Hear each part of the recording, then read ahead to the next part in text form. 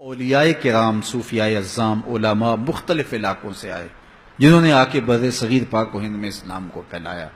حضرت شاہ عبد اللطیف بھٹائی ہیں، حضرت سچل سرمست ہیں، حضرت داتا گنج بخش علی حجویری ہیں، حضرت خواجہ معین الدین چشتی اجمیری ہیں، بابا فرید الدین گنج شکر ہیں، سید بلبل شاہ بخاری ہیں، حضرت امیر کبیر ہمدانی علیہ رحمہ ہیں، اور حضرت لال شہباز قلندر ہیں۔ یہ وہ لوگ تھے جنہوں نے اسلام کی دعوت دی، اپنے کردار سے، عمل سے، طرز زندگی سے لوگوں کو اسلام کے قریب کیا۔ اور حضرت خواجہ معین الدین چشتی اجمیری علیہ رحمہ نے 90 لاکھ کافروں کو کلمہ توحید پڑھایا۔ حضرت داتا گنج بخش علی حجویری علیہ رحمہ نے پنجاب کے قبائل کو اسلام کی طرف بلایا۔ خاک پنجاب از دم او زندہ گشت، اقبال کہتا ہے پنجاب کی دھرتی میں اگر اسلام کی حرارت ہے تو یہ فیضان ہے داتا گنج بخش علی حجویری کا۔ اسی طرح جو اجودن کے اندر جو اب پاک پتن شریف کہلاتا ہے، حضرت بابا فرید الدین گنج شکر علیہ رحمہ نے جو ہے وہ پیغام دین پھیلایا، اور وہاں ان قبائل کا ذکر لکھا ہوا ہے جن قبائل کو انہوں نے اسلام کی طرف بلایا۔ اس طرح کشمیر کے علاقے کے اندر جن بزرگوں کا میں نے ذکر کیا، انہوں نے وہاں اسلام کی دعوت دی اور لوگوں کو دین کی طرف بلایا۔ حضرت شاہ عبد اللطیف بھٹائی علیہ رحمہ نے اور سچل سرمست نے سندھ کی دھرتی کو اسلام کے نور سے آباد کیا۔ تو یہ اسلام پھیلا۔ میں اور آپ اللہ کا شکر ادا کریں کہ ہم مسلمان ہیں، اور اللہ کا، اس کے رسول کا شکریہ ادا کرنے کے بعد ہم ان بزرگوں کے شکر گزار ہوں جن کے کردار کی چمک سے ہمارے آباء و اجداد نے دین لیا۔ اگر یہ بزرگ یہاں نہ آتے تو ہماری 7ویں، 8ویں، 10ویں، 15ویں پشت میں ہمارے آباء و اجداد مسلمان ہوئے تھے، تو آج اللہ کا شکر ہے ہم بھی مسلمان ہیں۔ اور اگر وہ مسلمان نہ ہوئے ہوتے تو شاید آج ہم کسی بت کے آگے ہاتھ جوڑ کے کھڑے ہوتے۔ تو آج اللہ کا شکر ہے کہ ہمارے اندر پاکیزگی ہے، ہمارے اندر طہارت ہے۔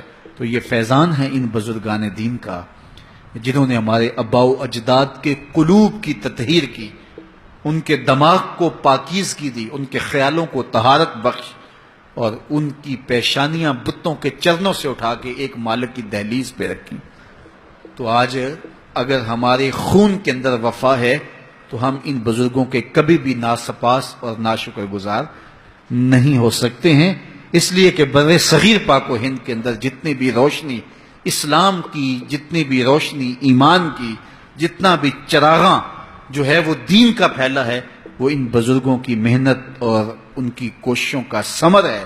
اس طرح ان لوگوں نے اسلام کا یہاں نور پہنچایا، اور پھر جو ہے وہ بر صغیر کے اندر آج اللہ کا شکر ہے کہ ایک آزاد خطے پاکستان کی صورت کے اندر آج ہم ایک نظریاتی ملک کی صورت کے اندر جو ہے وہ موجود ہیں۔ قائد اعظم علیہ رحمہ نے وہاں 8 اگست 1944 کے اندر خطاب کرتے ہوئے کہا کہ پاکستان آج نہیں، پاکستان تو اس وقت ہی بن گیا تھا جب پہلے شخص نے یہاں اسلام قبول کیا۔ پھر اس کے بعد اللہ تعالیٰ نے جو ہے وہ مسلمان حکمرانوں کے سلسلے شروع کیے، اور یہاں ایک طویل عرصہ، صدیوں تک مسلمانوں نے حکومت کی، اور مسلمانوں نے کبھی ایسا نہیں کیا کہ کسی کو جبراً مسلمان بنایا ہو۔ یہ اسلام کی روشن تاریخ ہے۔ 800 سال کے قریب یہاں ہم حاکم رہے ہیں، اور جو کہتے ہیں اسلام تلوار سے پھیلا ہے تو ان سے سوال ہے کہ 800 سال تک تلوار ان کی تھی، محمود غزنوی کی تلوار نے ان کو مجبوراً مسلمان کیوں نہ کیا؟ اور اندلس کے اندر مسلمانوں نے تلوار کے زور پہ ان عیسائیوں کو مسلمان کیوں نہیں کیا؟ اسلام تلوار کے زور پر نہیں ہے، محمد عربی کے کردار کے زور پہ پھیلا ہے۔ تو یہ بات ذہن میں رکھیں اور اچھی طرح ذہن نشین کریں۔ اور دوسری بات یہ ہے کہ لوگ کہتے ہیں اسلام تلوار کے زور پہ پھیلا ہے۔ میں پوچھتا ہوں، جب تلوار ابو جہل کے ہاتھ میں تھی، ابو لہب کے ہاتھ میں تھی، عتبہ اور عتیبہ کے ہاتھ میں تھی، اور حضرت بلال چکی پیستے تھے اور مار بھی کھاتے تھے، اور اسلام اس وقت پھیل رہا تھا، تلوار تو کفار کے ہاتھ میں تھی، تو اسلام کیسے پھیل رہا تھا؟ تو اسلام تلوار سے نہیں پھیلا، محمد عربی کے کردار سے پھیلا ہے، اور یہ دبنے والا نہیں ہے، یہ پھیلتا رہے گا۔